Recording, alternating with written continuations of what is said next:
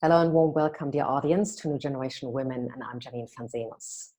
For my series Conscious Feminine Female Leaders, I'd like to introduce my guest today with a reference that I have found on her LinkedIn profile yesterday evening. And it says, Karen and the team at the Flourish initiative supported us through a transformational development program at Virgin Atlantic and Virgin Holidays that really touched both hearts and minds. Their passion, commitment, and desire to make the world a better place really shows in the work they do. And despite 49 programs and 1,600 participants, their energy and spirit to make a difference never faltered. She is an expert in conscious leadership and cultural change, and she's the CEO of the Flourish initiative. Warm welcome to London this time. Warm welcome, Karen Lee Downs. Hello.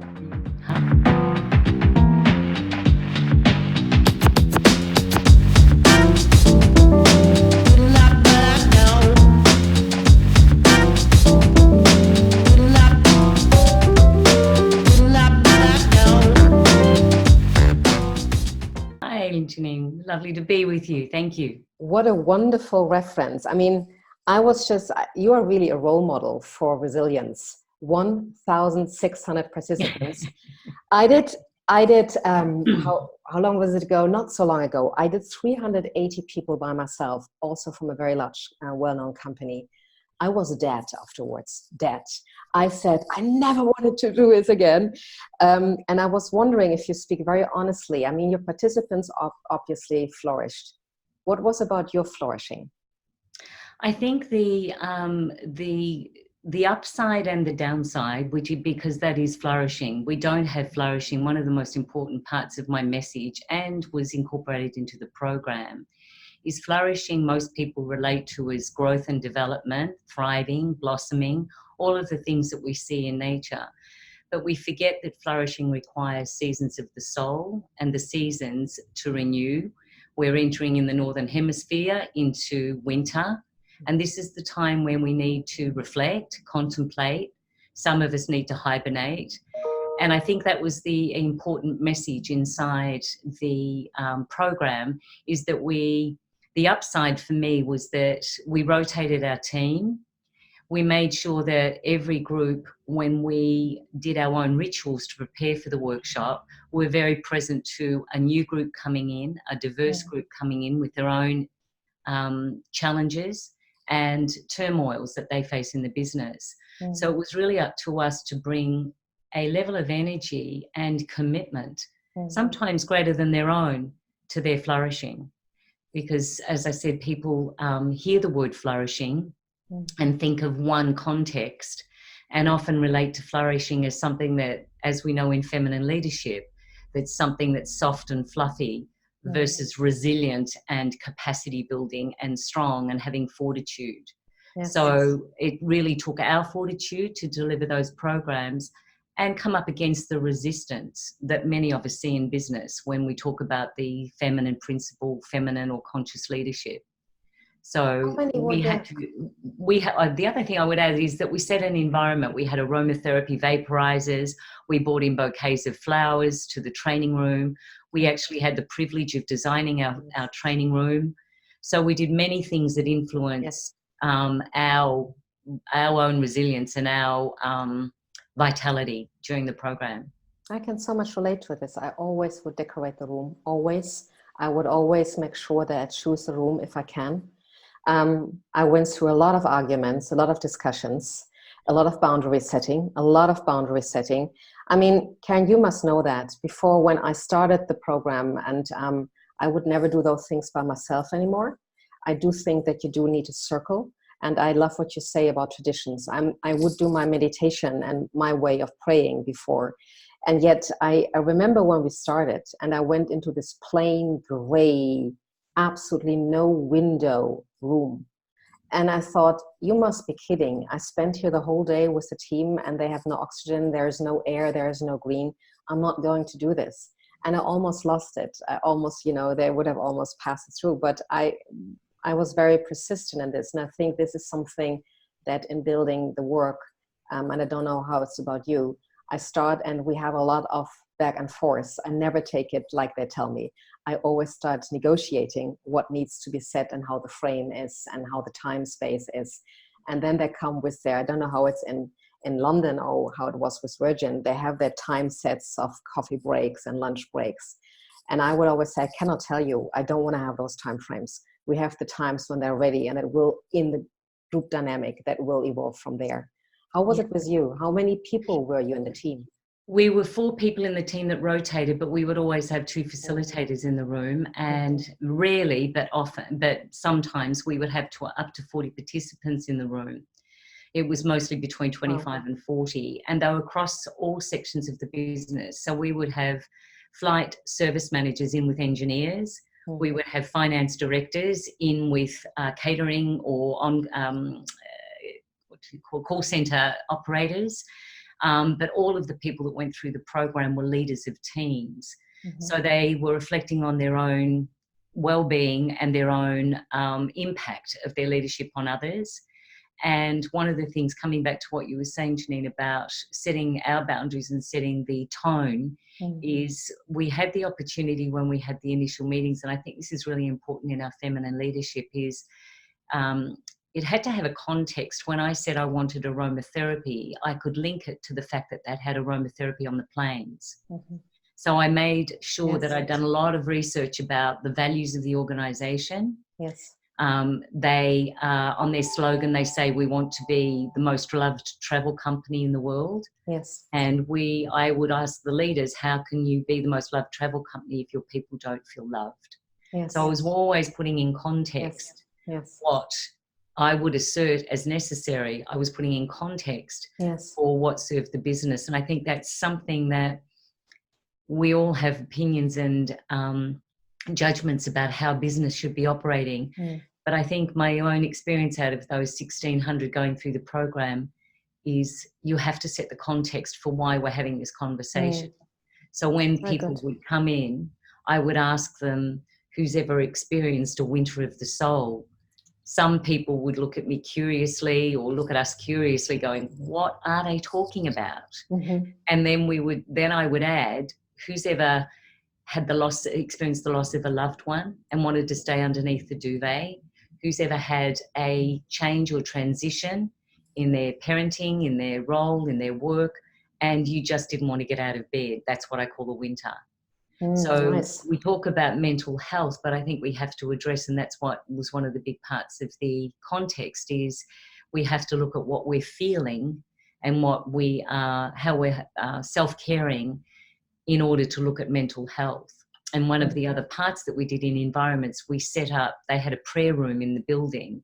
And when I went into the prayer room, there was nothing on the floor but stained carpet, and there were just about holes in the wall. And I said, we have to change this. So can we turn it into a contemplative and prayer room so people can come in here for quiet, sacred space when they need to recover, when they need to meditate. And it was beautiful. They put beautiful rugs in there, they put candles, they put a painting. So it was an invitation for people to use the room. Nice. I really like how you say this. Also, the presence you bring in. And there's a reason that I called it conscious feminine female leaders and not just female leaders. But I will come back to this in a little while. I would like to start with what I have seen also on your LinkedIn profile, an article you wrote, The Right Thing to Do. It's very honest, and you start with your childhood. And I always start asking people, what made you the person you are today? What made you the person you are today, the woman you are today, and the strong woman you are today? I think it's, when I go back, as I said in the article, my father was a huge influence in mine and my sister's lives. I was the youngest in the family. And I think I had the opportunity of being the youngest, where I was more protected. So I could look at what was happening in the family from a very naive and innocent place. Until I started to receive some of my father's verbal and physical abuse. My father was a big advocate of, as I said in the article, stop crying or I'll give you something to cry about. And so the repression of my own emotions and what I would call, when I look back, my sweetness as a child, where it was not safe to express that, where I was not safe if I was being that naive or vulnerable or sweet. So I very soon found ways to bring up very strong masculine feisty energy in myself to survive. It served me well, but it also had a huge cost. So I think in my childhood, and as I said in the article, I've done a lot of work on forgiving my father, and my father was extraordinary. So it wasn't an either or, it was an and. So he was very tough, and I have chosen to see it through a particular lens that's given me a huge advantage of being very resilient and very strong, being able to work in the very, very tough masculine work environments I have in mining and the extractive industries in the later part of my career, where I could stand toe to toe with the men and bring up that energy and that presence of myself from the inner work I'd done on myself, but also bring a presence of the meditative mindfulness and the qualities that I want to bring with the feminine. So I think if I look back, the red thread in my life of ending the subjugation and marginalisation of women in India and Bangladesh, and all of the initiatives I've ever taken on, have been really to do therapy through my work. So I have done therapy by bringing into the world what I saw was needed. So it's healed me and it's healed others. Yes, that's what we do when we heal. It always runs through us first, or we live it first, we embody it first, and then we bring it further to people. And some people, they market it big and make a big commercial out of it. And I think that the closer it gets to truth, you become very quiet, and it's driving you, it's calling you, but there's nothing that you go out there and you shout about it, or you make it a big commercial campaign. It's something that is soft, and yet it's very strong and gentle, but it's pulling and pushing you forward. And it's driving you and other women, including myself, to do things that you normally wouldn't maybe like to do. Sometimes it's just better to do something easy and fun, as going into, as you called it, the beast, and going right where there is a lot of resistance, and then bring the heart back into business. That's one of your leading sentences when I saw your trailers, which are beautifully done and very gracefully also done. I was just coming back from what you said, and the strength that you have built on the one hand to be so resilient as you are, and then on the other hand left some of the soft spots on the ladder going forward. We all have that in our generation. And I had it as a child that I was doing competitive ice dancing. My childhood was very cold, or my teenage time was very cold. So I didn't have anything. I wasn't very smart at school, or successful, or wanted, or, friends, or beautiful. There was a lot of mobbing and stuff happening, but that time we didn't make it so big. So I didn't know what that was. It just was just not nice. So I needed to escape with something. And luckily my ice dancer came into my life, my ice dance teacher, and I did competitive ice dancing. And that literally saved me. And this doing the sport so intensely, but of course I learned in a very early age, when you have success and when you work hard, that's when you appreciate it. So that's then my drive, and that has brought me far. But that of course has also always brought me into a misbalance of ease, gentleness, joy, being jealous of other women who would just have more ease. I once remember that I was on Tenerife visiting my girlfriend, and she's a dancer, and she's a beautiful dancer. And I spent the day there, and I could see how they would live their lives together, she and her sweetheart. And I know that I remember I left my partner a message saying, they are just sitting there again. They're doing nothing. She doesn't do anything. There was a part in me that was so jealous, because I so wanted to have balance. I so would love to have been more gentle. And I just didn't know how, in the frame and environment where I was and paying my bills. It just was always stressed, always a lot, always hectic. And I needed to set my most work was setting boundaries, being brave, standing up for the woman I am, standing up for my intuition, being brave toward that, and be soft as much as possible. All the intellectual knowledge was just minor to the others.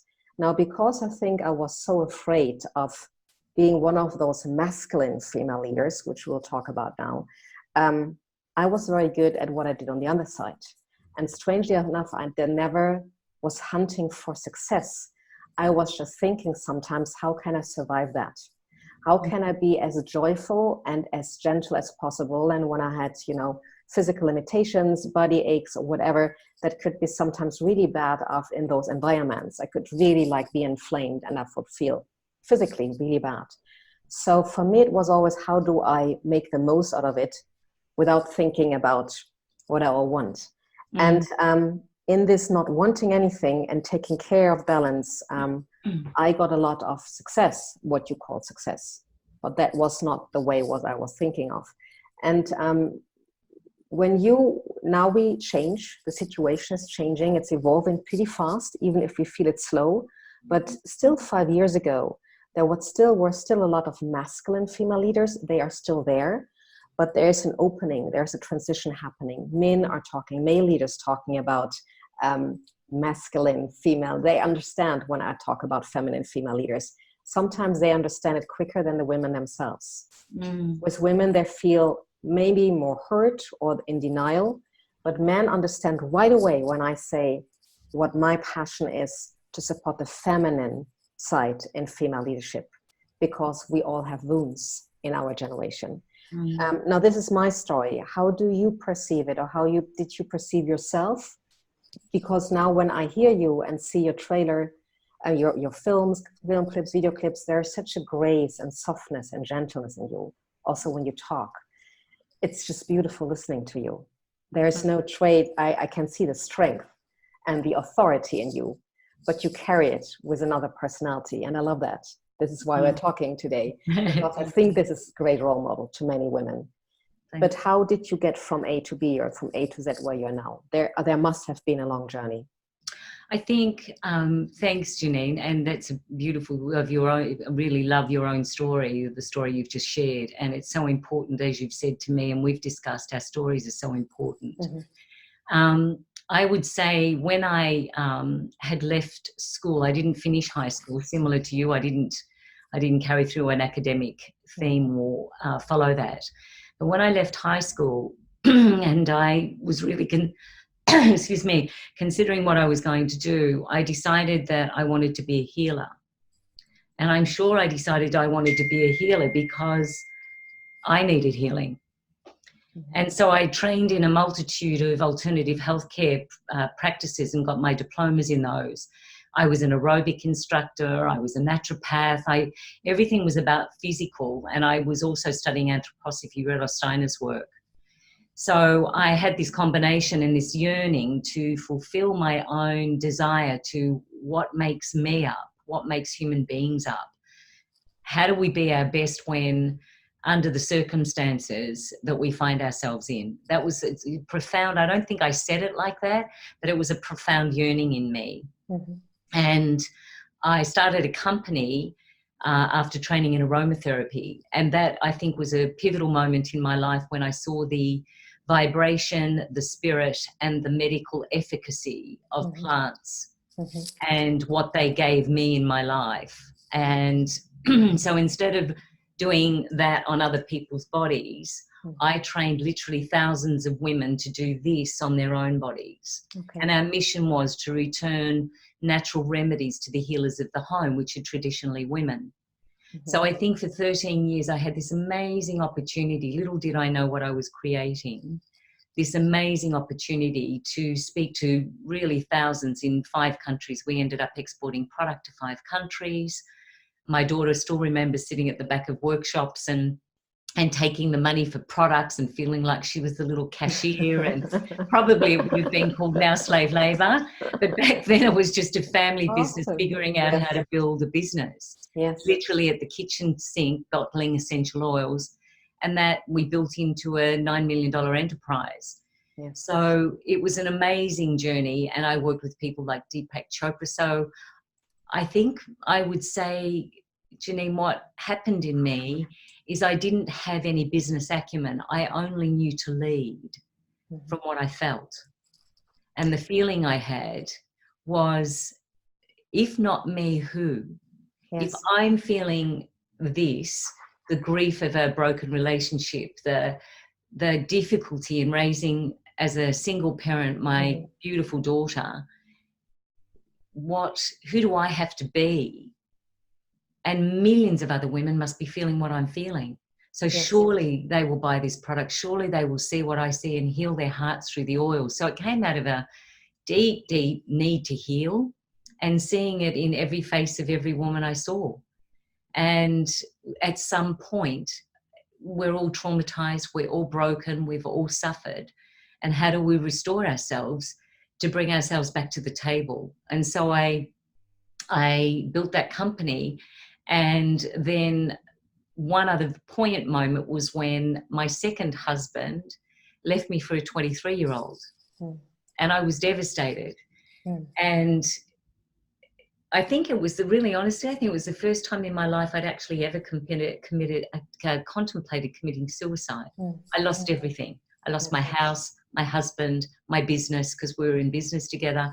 And I literally didn't know what I was going to do.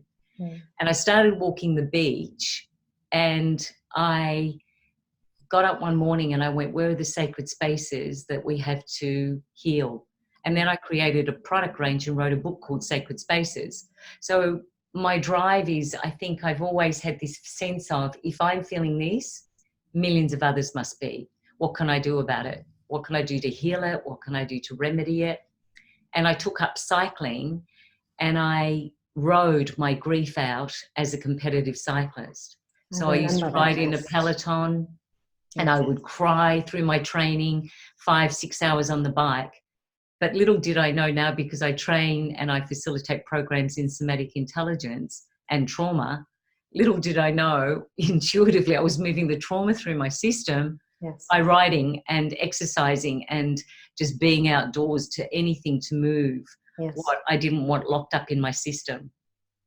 So it's been that, I think that's my resilience, is being able to move through that can very quickly get suppressed, repressed, or locked up into our nervous system, and then constrain and inhibit us from who we can truly be. There are so many points. I mean, I always make some notes while somebody is talking, and there are so many points now that I say, gosh, that's, and we could make a whole new talk show around divorce and how you deal with it and how you get up, because so many women, I mean, in our age 40 plus, there are so many women going through separation, and what you experience, that's true. And also I was left for another woman by my ex-husband, but I that didn't come out of the blue. I think I pushed him there. So I never saw myself as a victim, but we worked together. We had prepared to go to California together. So as you said, I felt I was driving with a Porsche 270 against the wall. That's how it felt. He was my best friend. He was my husband. Being left for another woman, is it like a double ache? It's like, really, he has chosen somebody above you. That was really aching. So that does a lot with your self-worth. And also, we had built a dream for 6 years. I mean, we totally had built a dream together, and it was not easy for California. We always was, we just would invest everything without a green card to be able to do this.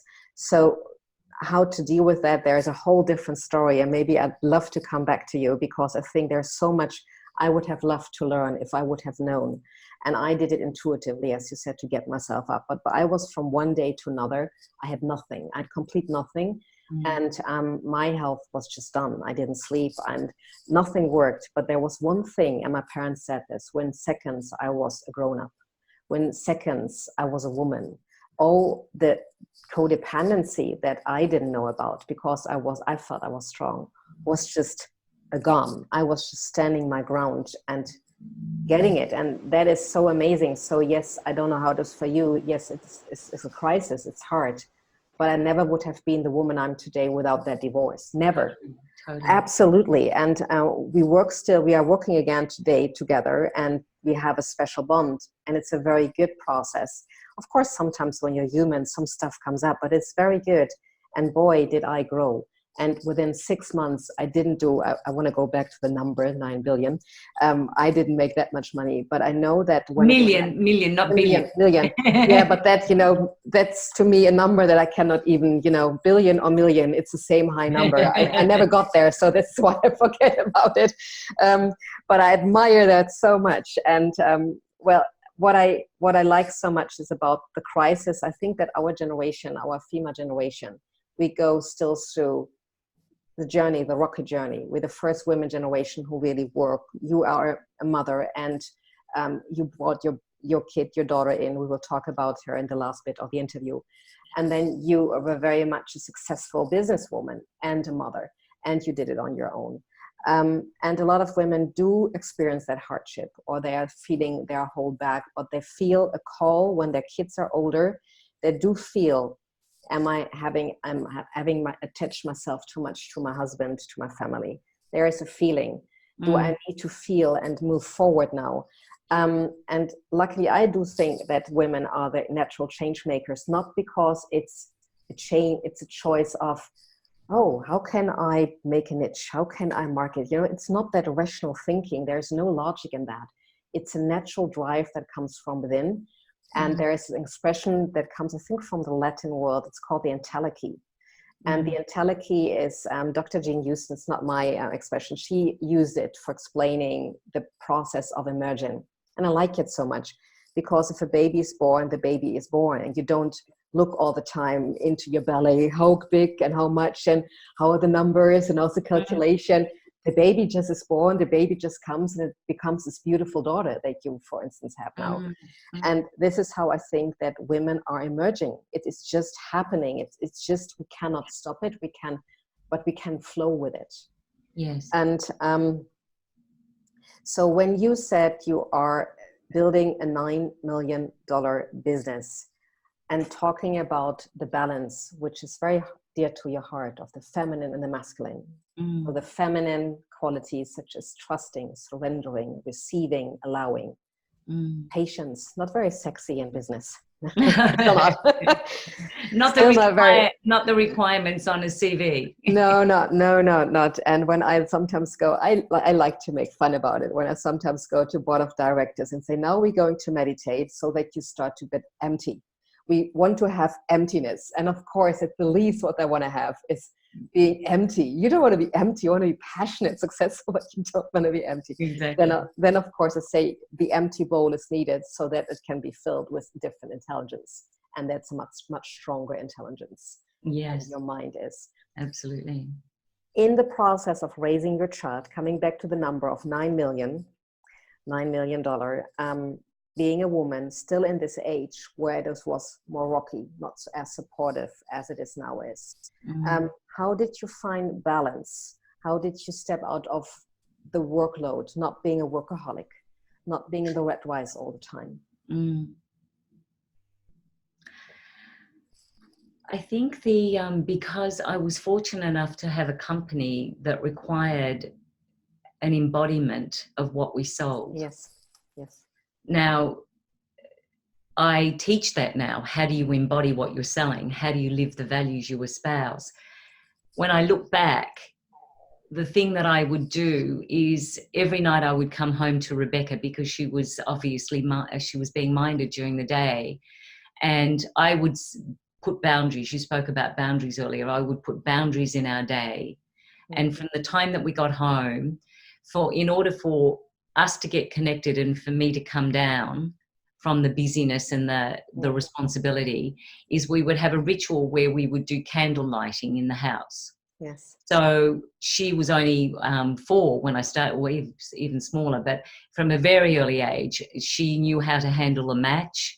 And I would go around with her and we would light the candles and we would do a little prayer for the angels to come into the house, and we would go around lighting the candles.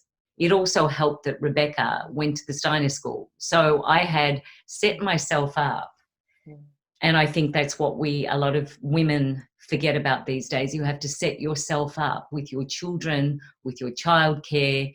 Everything's got to be consistent with your values. Everything's got to hold you in what's important.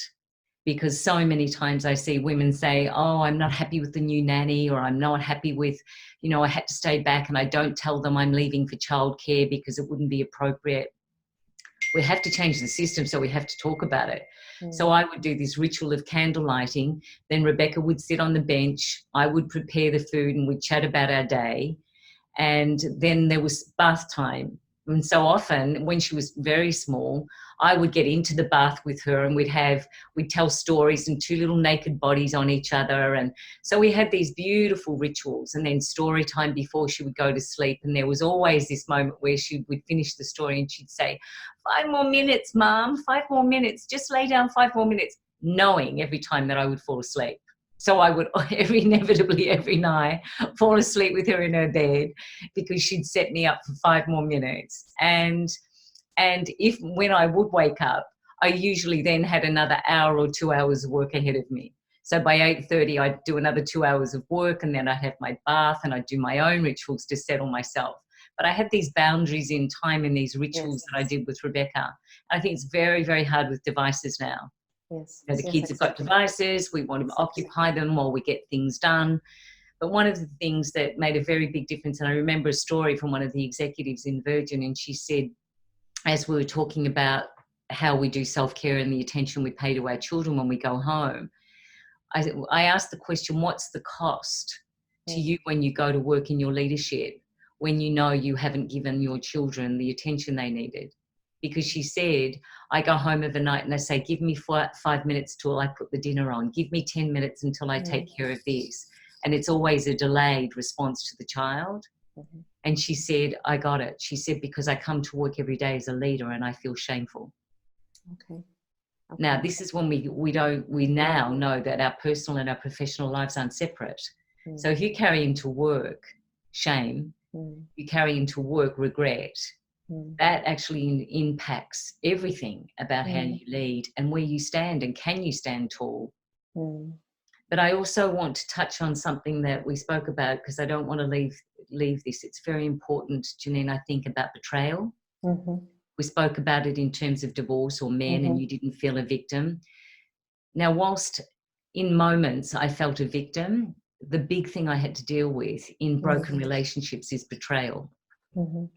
When someone says one thing and they do another, or they've blatantly told you a lie, or they've blatantly and intentionally undermined you or deceived you. I think this is one of the biggest topics that's not addressed with women. So we talk about the men that have betrayed us, we talk about the men that have left us, but I've had many, many experiences where women have betrayed me, and even my own sisters. And I felt deceived, betrayed, not taken care of, and even to the extent of not safe.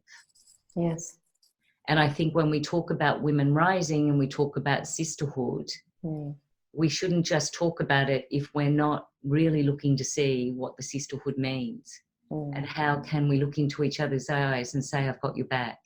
I'm with you.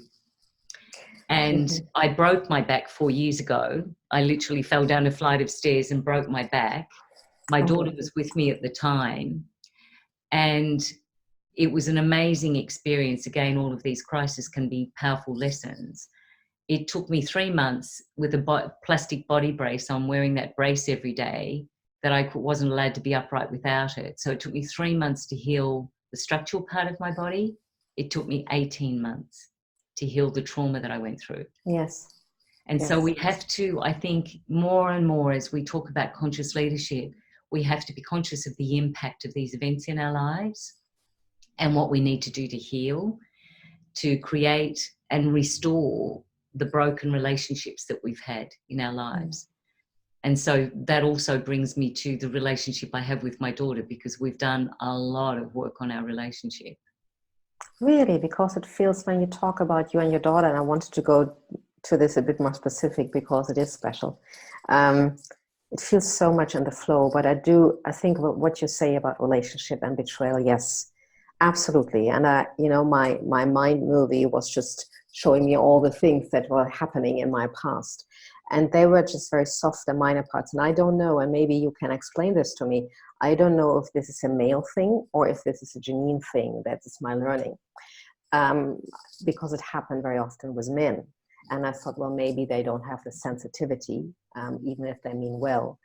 And it happened also with my ex-husband, and we have talked about it. Now he yields in very quickly, but I'm very honest and straightforward and emotional. I express my emotions right away and say things like, he's in California, so I leave a WhatsApp message, you must be kidding. But I don't come, forceful and aggressive. I just feel I'm feeling really hurt what just happened, or I'm feeling confused, or I just express myself very honestly. So we just evolve together beautifully in our work because we are very honest with each other. There's no playing, no ego, no pretending. It's just pure, raw honesty. And that makes it very gentle when we work, because we're humans, we work, move through stuff. But what came with him, and also with a colleague, and I've observed that, and when you say it's so important that we hold each other's back as sisters.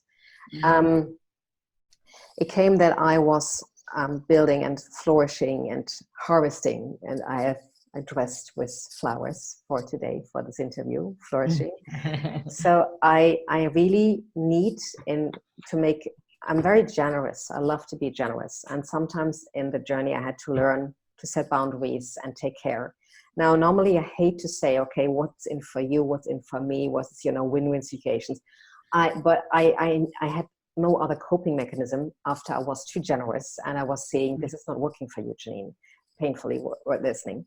So then was the situation with one of my colleagues. That happened also with my ex-husband, and I think with somebody else. I would prepare everything. I would take the courage in a working project. I would do the rough work, opening the doors, making them available. And that is, as we both know, if you do it in an old school system or in a traditional system in a business environment, it is work. You stand your ground, you are brave, you don't get an Oscar for that. You get harsh words, you try to be gentle, but it's not my favorite thing, but I feel this is what I need to do. There is a needing, as you said it also when we had the pre-talk, to say things. So you say things and they might be rocky.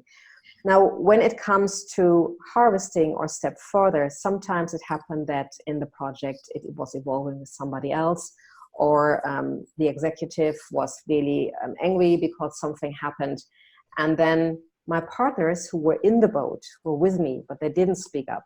I was normally the one who spoke the truth. I don't want to say that they were too fearful. I don't want to judge it, but the point was I spoke up when it was scary to speak up. They didn't hold my back. They didn't come back and said, look, this was a business understanding with what happened. We were in that project. Janine was saying that. They were just going. And after a while, it was like it never happened. It was like I was just not coming back to business. And I got so angry in those parts. I said, you have to take ownership. I would do the same for you. If I would see that goes not well, that doesn't go in balance, I would stand up and say, look, I have to explain how it really looks like so they give a different perspective. But I would always take ownership for the work we do and not just go back and report to you how awesome it was when you're not in the picture anymore. So that was and there I felt victimized, or I felt that betrayal. And when I would talk to them, now I have conscious partners, male partners, they would feel, wow, yes, you're right. But it would cost a lot of communication to make them understand why I'm saying this. And it would take a lot of confusion on my part. Why are you not thinking of that? Why are you not thinking in the whole picture? Why are you not taking me in there? Why do I have to say this and speak for why I spoke up for both of us at the meeting table? But I don't know if this is a Janine thing, or if you experience this also with other men, women, if you see this more often, if you have a feeling that men forget about it and maybe not willingly. I think it's interesting you add the word willingly. There's a fabulous book by Margaret Heffernan called Willful, Blindness. Do you know the book? But I love the title already. Yeah.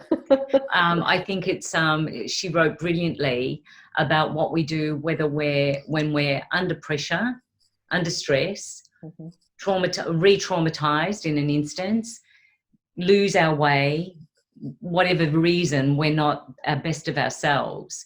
But it's mostly under pressure, or when people make decisions willfully because they're blind to what they can't see and they're willfully blind. It's like when we hear for example, someone, you know, a couple might be talking, a man and a woman, or a woman and a woman in a personal relationship, or a man and a man, and the one partner will say, you're not listening to me. And the other partner will say, typically, I heard every word you said. There is a difference between hearing and listening. So hearing, we hear a dog bark. But listening is when we listen to music and we have the experience of the music moving through us. They're two different qualities of sound.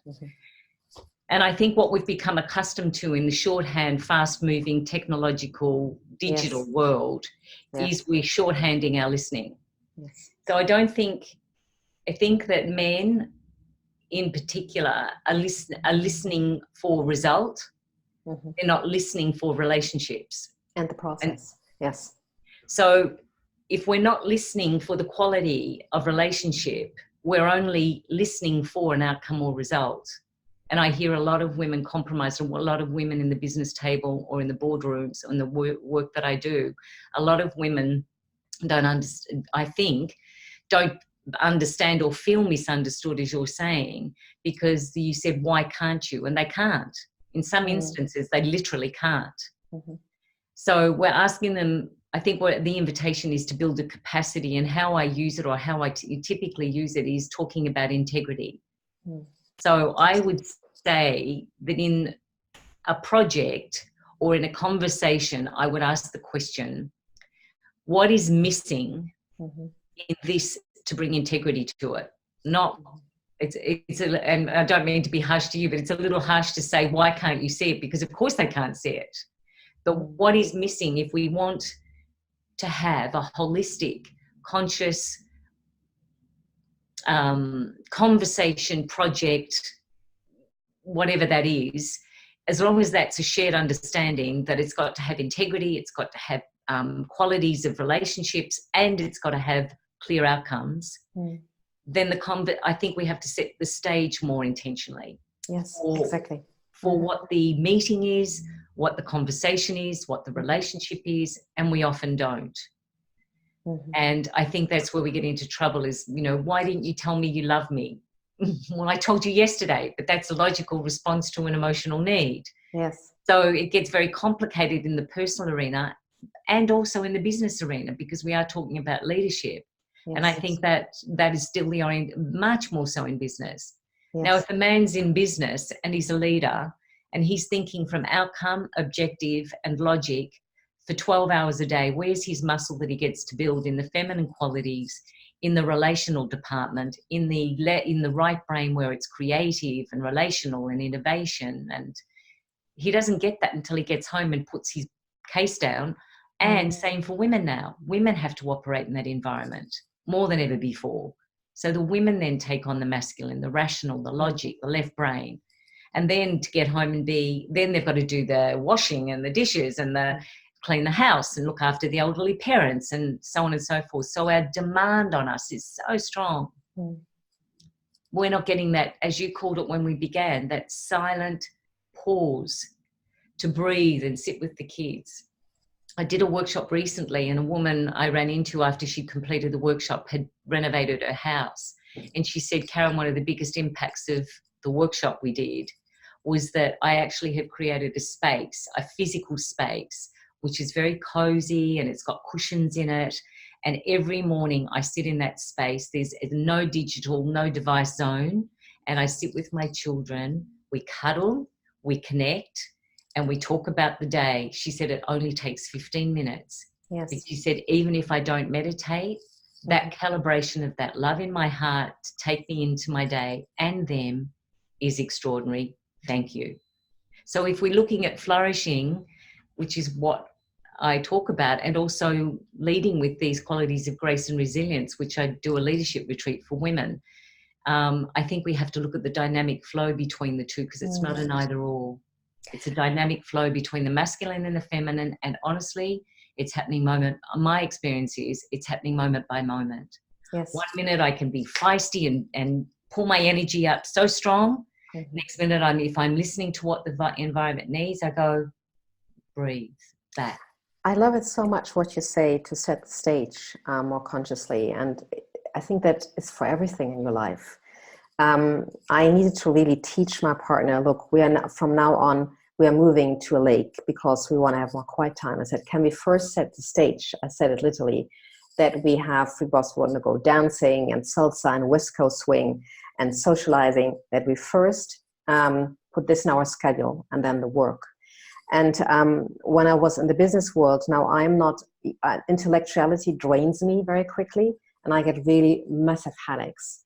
So to survive, I would come up with all kind of setting the stage so that I could make it through. And I don't have kids, unfortunately, but I do dance. I do have yoga, Pilates, dance, nature. I have a whole potpourri at the moment. So, and I also, what you said, I think that is so important for women who tend to be workaholics or very passionate and don't stop the red race. It's hard for them.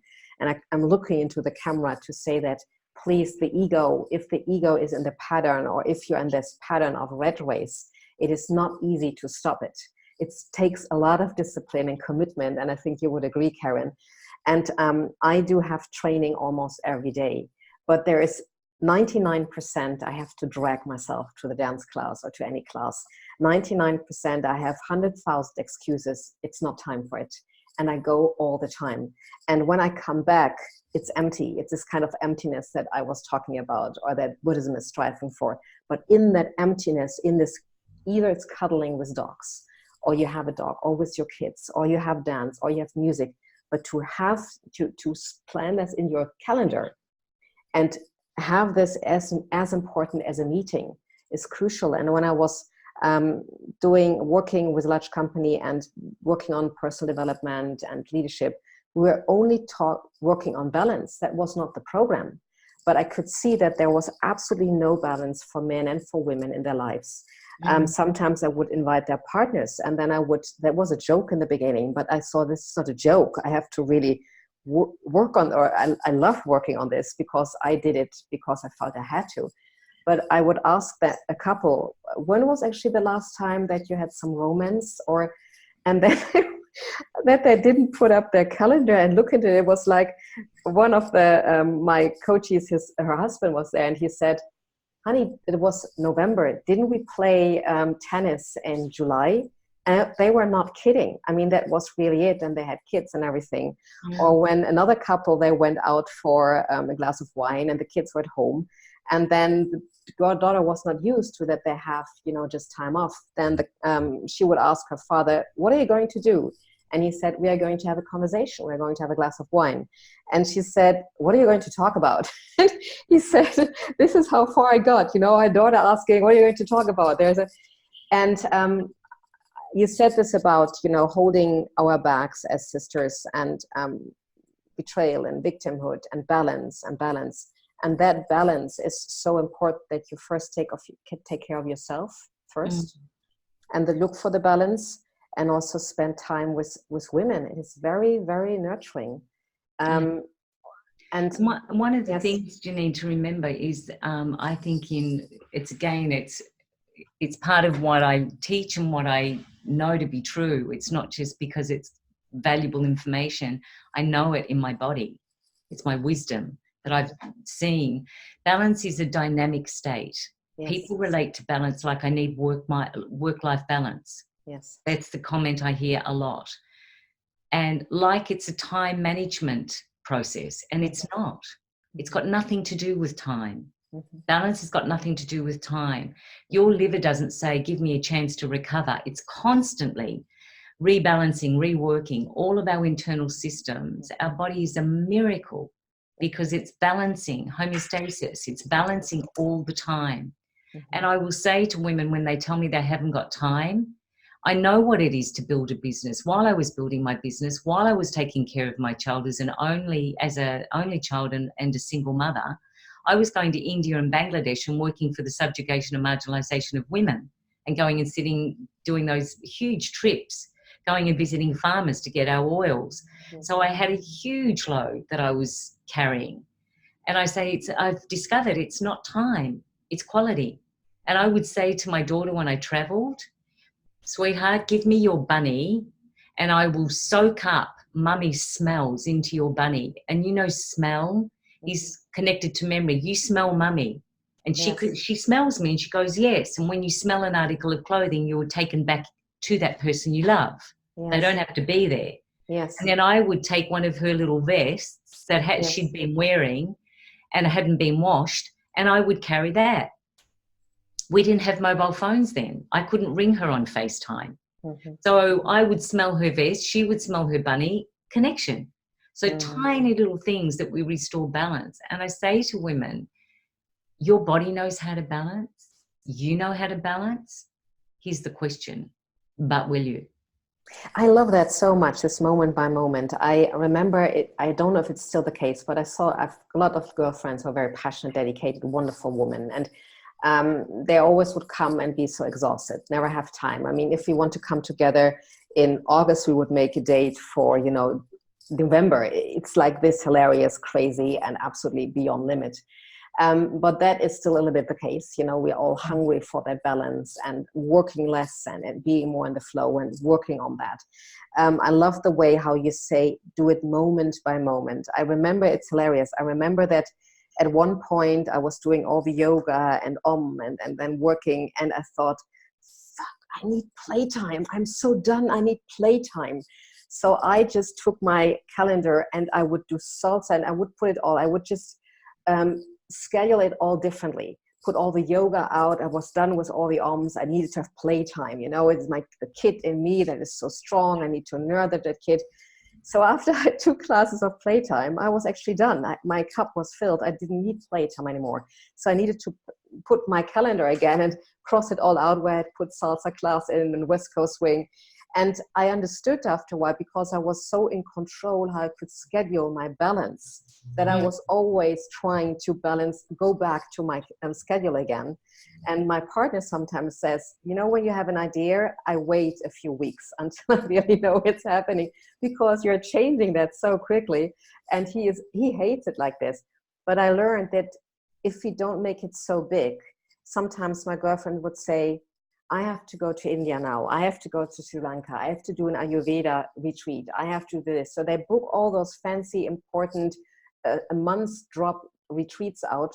And then they come back after 2 days. It's the same. It's absolutely, the same. And then you spend all the money. You work again 15 hours a day. You need all the massage, all the retreats, all that to compensate, to come back to zero. I mean, all the money that comes in, you spend it here. You just open door. It's just, there is no present time of quality, what you just said. And I want to pick it up because I experience all the same. I'm still learning it. I'm still practicing it. Of course. This moment by moment decision, it makes things so much more easy and not so complex. Businesses love complex. I always love simple, the beauty of simplicity. And in this moment, what do I need right now? What do I need? And trusting that there is this different intelligence flow that is, when we cooperate and collaborate with that is the master, that is the goddess, the god, however, just the intuition, however we want to call that. And that is the feminine. Yes, we are much more in touch with our systems, because our bodies move to cycles of the moon. Our bodies move. Some years ago, and me through FemQ, Janine, when we created FemQ, and we wanted to talk about feminine intelligence in both men and women, and not-for-profit that my colleagues and I created. The notion that I started investigating womb intelligence. And I spoke to Rupert Sheldrake, who's a scientist, and I said, you talk about intelligence in every cell of the body, in every organ of the body. There must be womb intelligence. And he looked at me curiously and he said, I think you're onto something. Now, this isn't new, but I was speaking it to a man in a way that perhaps hadn't been said before. And I said, can you point me to the research? And he said, you have to do the research because you're a woman. And I think we forget that born with one or born without one, have children, don't have children. There is something about now I'm being very gendered, structure, the structural composition of a woman's body that is life-giving, life-affirming, and we have to listen to that and sit in our meetings when we start a meeting, when we feel exhausted, and say, if we're running the meeting, all the women that are leaders on the call, on our call today, just say, we need to pause for a moment. Can we have a moment? Can we just have a moment to just arrive? even if you don't meditate or you don't close your eyes, or even if you can be that subtle to say, can we just arrive with our backsides on the seat, give a moment for a breath, for our heads to catch up and our hearts to catch up? Can we just have that moment? Great. Take a deep breath. Everyone will mirror you in the room because you've now got control of the attention. You center yourself. Great. Now shall we begin? That's the feminine. Yes. Don't let them invade the space and your body and your intuition. That's a boundary setting. Yes, I so understand. I learned it very early, but being more conscious about it, I was more threatened. If I came actually as a more feminine oriented woman, young girl into this life. And so what happened, my coping mechanism, and so what the world is run by, I became very masculine. And running the masculine energy so intensely, or being in an environment that was run by masculine energy very intensely, my body was hurting really badly. And I'd got lots of, cycle problems also. And, you talked about it also in one of your video clips. It's never talked about. But of course, that represents the feminine also. And my whole journey, and we are talking about patience, that was 20 years of learning how can I bring myself into more balance? How can I bring the feminine forward while I'm sustaining myself, paying my bills, being a woman in a male-dominated system, and keeping up my joyful spirit. And my body was related to stress or to relaxation or to playtime. And at some part I thought, well, maybe I'm not very intelligent because all that information, it's just so much, just all that talking, I just get, nuts in that. But I learned over time that this is the best value that I can bring to the table, because I immediately feel everything and I get very creative in setting the motion and the stage, as you say that. But I do know that it was a rocky journey to stand up for that. And I always needed, sometimes, I don't know how you have that, but feels as if you have it more natural. You have to get the people where you are. And I found it extremely exhausting to do so much talking, to explain so much on a logical level. And I could finally open my door because I could just feel it. For me, it was all obvious. It was all clear. And, but I would never stand up in pride with it or in peace with it without being either aggressive because I felt exhausted and tired, or I felt attacked, or I had to defend myself, even if there was no attack. I felt I need to defend myself.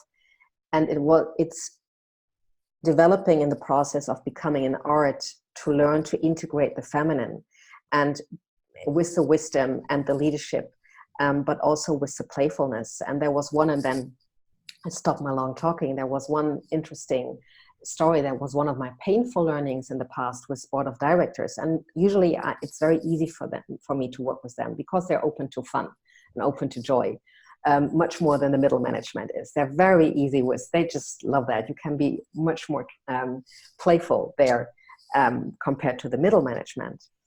And that was board of directors that didn't went well because they were saying something and then I felt they didn't walk their talk. And I thought, I'm listening to this, I'm seeing this 1,000 times. I'm so done of seeing people who say something just because it's the next thing on the market and just market it and have no clue what they're talking about and have absolutely no ownership. So I got very aggressive. And as a woman, I really learned in aggression, you just push everybody away. The peers and also men, they were very pushed away by that. Even if there was a truth around it, that was not the way. And I really learned it in that way to say, it's not stay soft, you can be determined and clear. But if you get into this male aggressiveness, that's at least how I learned it. I don't know how your experience is. And there's the male, masculine, female leaders, when they become pushy and over-domineering and over-present and very harsh, it just doesn't attract. It's like what Hillary Clinton does. Maybe Trump wouldn't have won, if Hillary Clinton wouldn't have started to compete and fight so hard. But this is politics and I don't want to go there. But I'm just asking it with a question. Yeah. So I think a couple of things, Janine. I think the aggression that you're speaking about sits inside every woman I know, because it's ancestral. It's from time immemorial of where we've been beaten into submission. Yes. We've been shut up, put down, humiliated, dismissed, marginalized, subjugated, all of it. Yes. So I think the rage is valid, the rage that we feel. And I think at the same time, rage that supports a person to stand up and find their place because of the rage, versus in an instant one can be triggered and gets aggressive, as you just said. And I think the aggression is, personally now, my experience is when I get aggressive, I know I'm being triggered by something. And if I don't own the trigger, versus suppress the aggression, because that's almost what I heard. You've learned not to be aggressive. And that's like, for me, that's like a repression of something. And I won't do that. So what I'm practicing and getting better and better and better at it is noticing what I'm triggered by. And I was with a group of men actually 2 weeks ago. And I said to them in a very honest conversation, why is it when I speak about the feminine principle, you all get triggered? Because I'm very good at reading energy systems, and that's what I work with.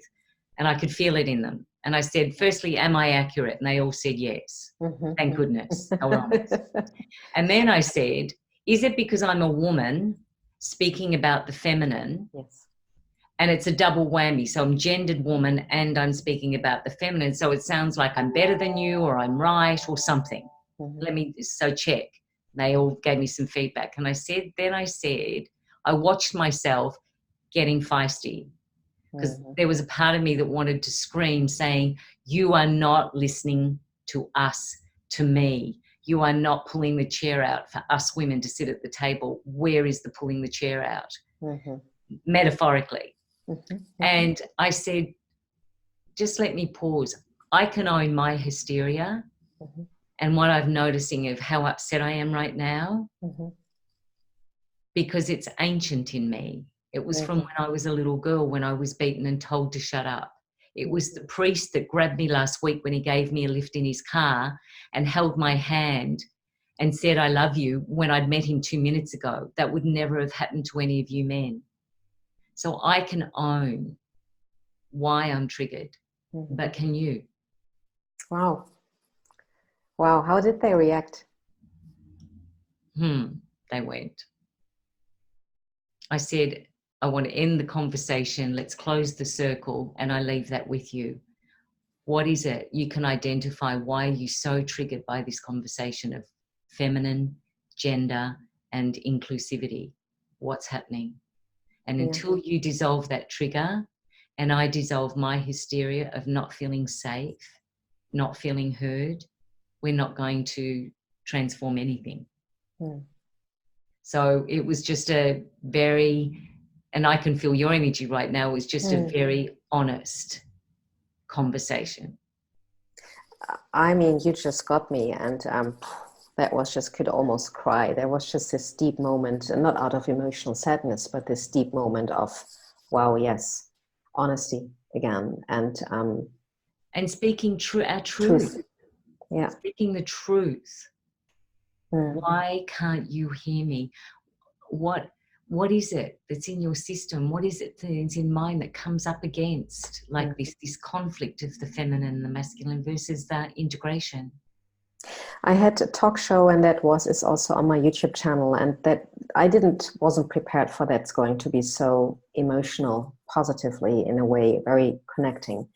And I invited 3 men talking about, of course, Robert, Robert and Ken, and being a man, what does it mean to be a man today, and a man on 40 plus women, and on love and intimacy. And the point was, they were so honest about themselves. And then I said, okay, how would you like to bridge, because there's a beautiful childhood story that you bridged by your father inspired rivers. So I want to bring this picture into this. how would you like to bridge to women, or what would you like to say to women, 40 plus women? And Robert said, can you let go of your anger, or can you at least be aware of the anger? There's so much anger towards us. And that also touched me. It was not coming you or guilt or, blame. There was no blame in there. There was just this really honestly sharing. And that's what you just did. There was no blame in there. There was sharing. When I had my experience with the board of directors, I had blame. Absolutely, it was a complete blameful thing I did. And thank God I learned from that. But it took a long time. It took a year until I really had digested, because it had consequences, until I had digested and owned my learning in this. And I really do think, and then when Robert said this, I thought, whoa, yes, there is definitely anger. And my partner went through, he is impulsive, I am impulsive. So we do have our anger waves. When we are under stress, it comes up. But we immediately come back together and resolve it in a more peaceful way. And when you talked about victim, and we could have this for a week, I think, this talk, but I know we have to come to a closure. And saying a victim again, I felt, yes, I did feel anger, a lot of anger after my divorce. I felt, well, now you did all the spiritual growing. You didn't even ask for it.